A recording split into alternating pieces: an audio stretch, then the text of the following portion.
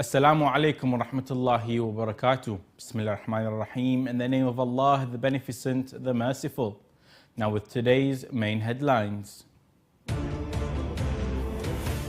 Activists and bloggers worldwide launch campaigns demanding reconstruction of Baqi al-Gharqad.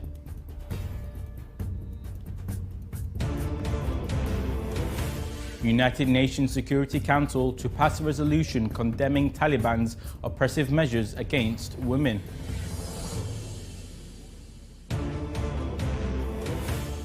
Bahraini prisoners protest against lack of medical care provided in prisons. Shia charity organizations continue to serve flood victims in Pakistan.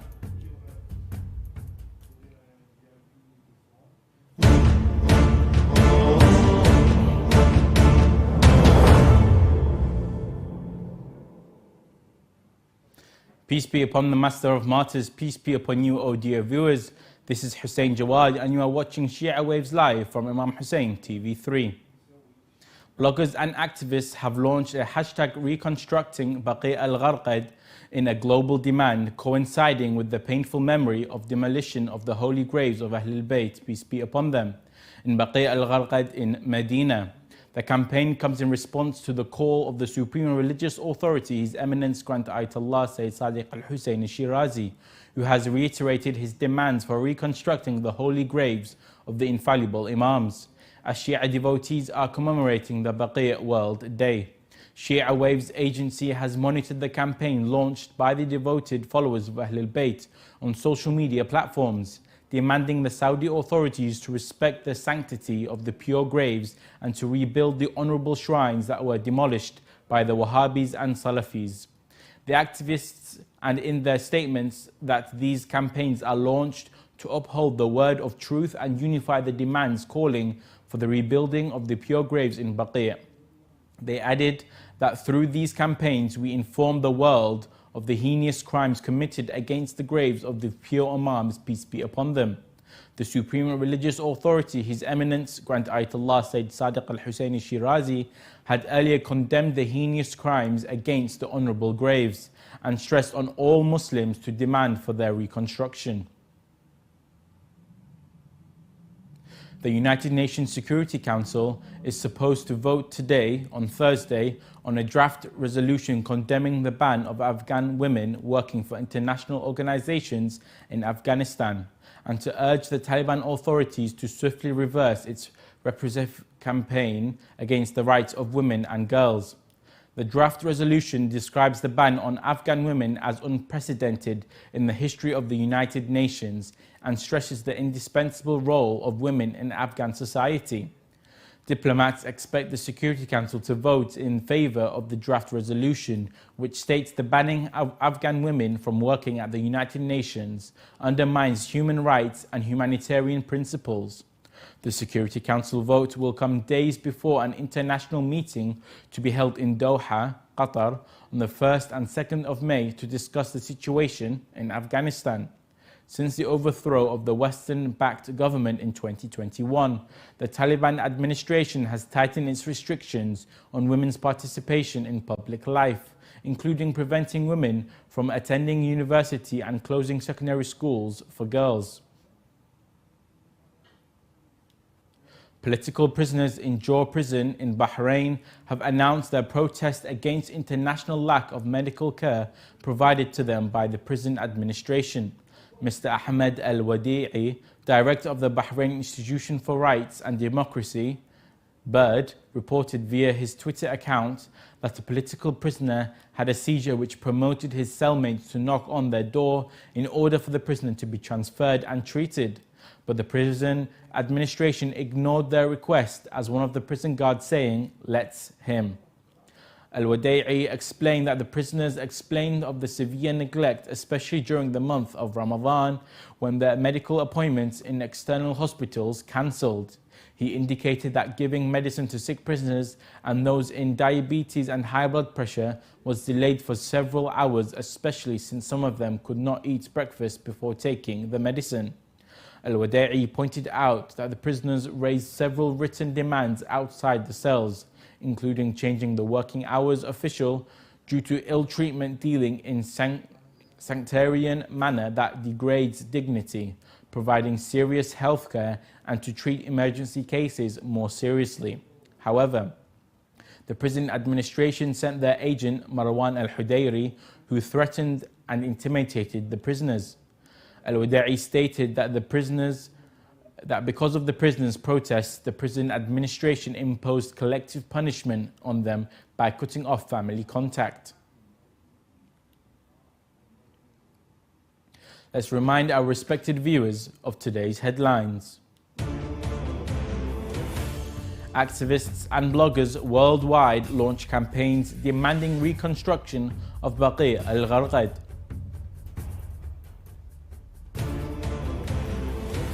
United Nations Security Council to pass resolution condemning Taliban's oppressive measures against women.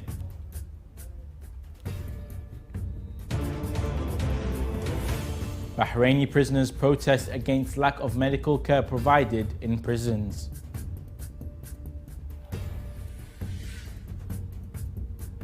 Also, tonight,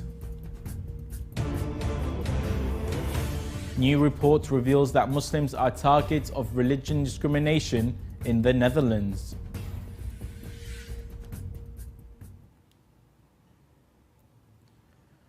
Anjuman Hussainiya Khawajgan, along with several other charity organizations in Pakistan's Baluchistan, continue their efforts in building houses and mosques damaged by the recent floods hitting the area. During a fundraiser to complete the first phase of their project, these organizations, as well as certain Shia scholars, complained about the lack of attention and support the central government had shown in dealing with the victims of the recent floods in the region. They believe millions of people have suffered losses and are living in poverty due to the central and provincial government's negligence. According to official reports from the 14th of June to October 2022, floods in Pakistan killed 1,739 people and resulted in 3.2 trillion rupees of damage and 3.3 trillion rupees of economic losses.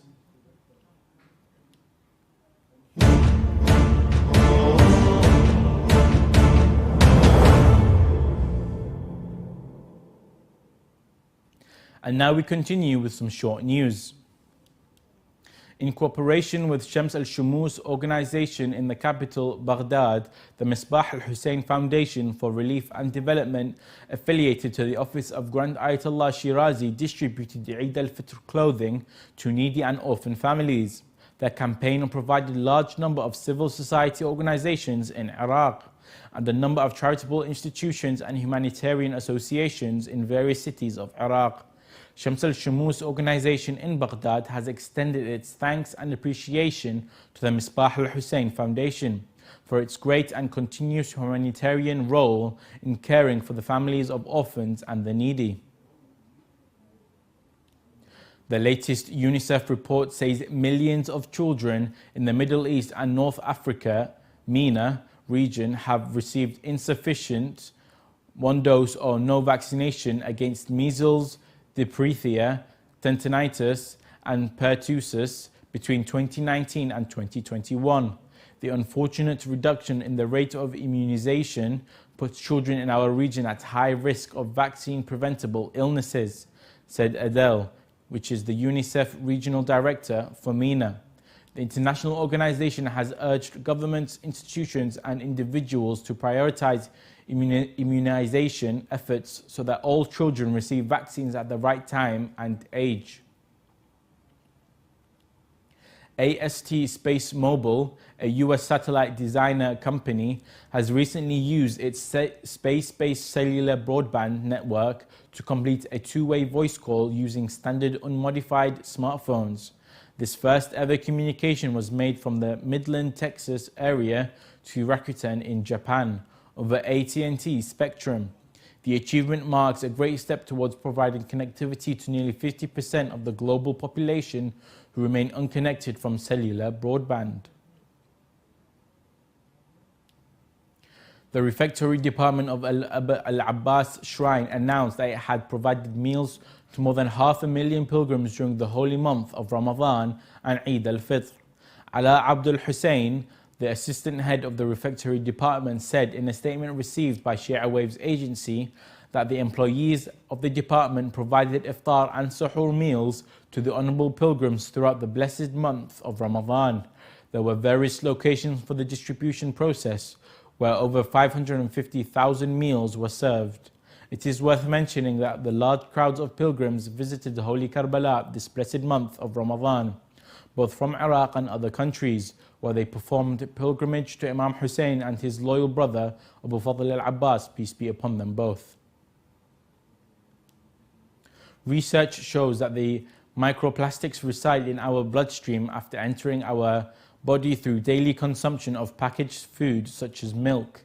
The presence of micro and nanoplastic particles in our body is dangerous for obvious reasons, as these foreign particles can find their way to distant places in our body and penetrate living cells.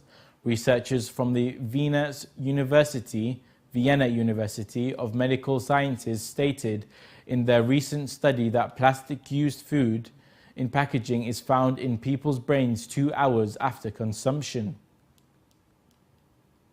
The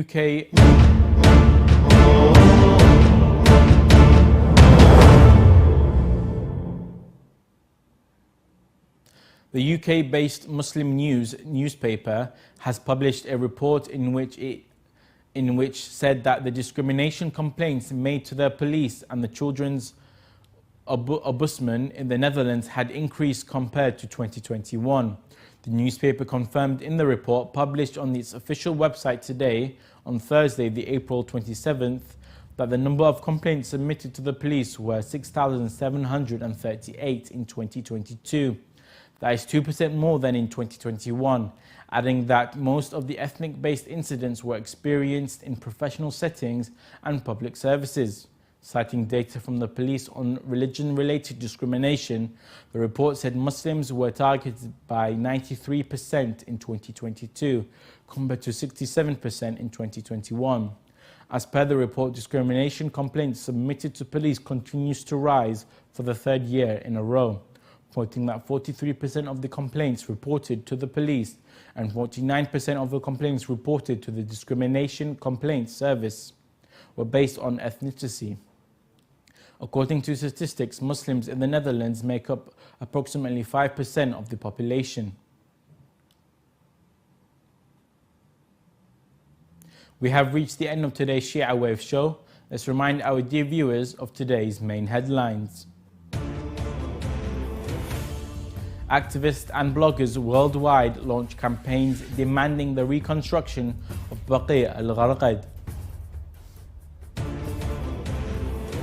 United Nations Security Council to pass resolution condemning Taliban's oppressive measures against women.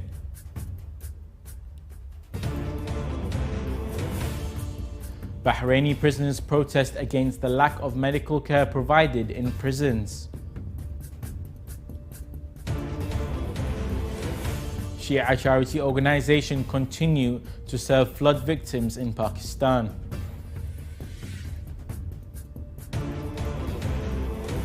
New report reveals that Muslims are targets for religion discrimination in the Netherlands.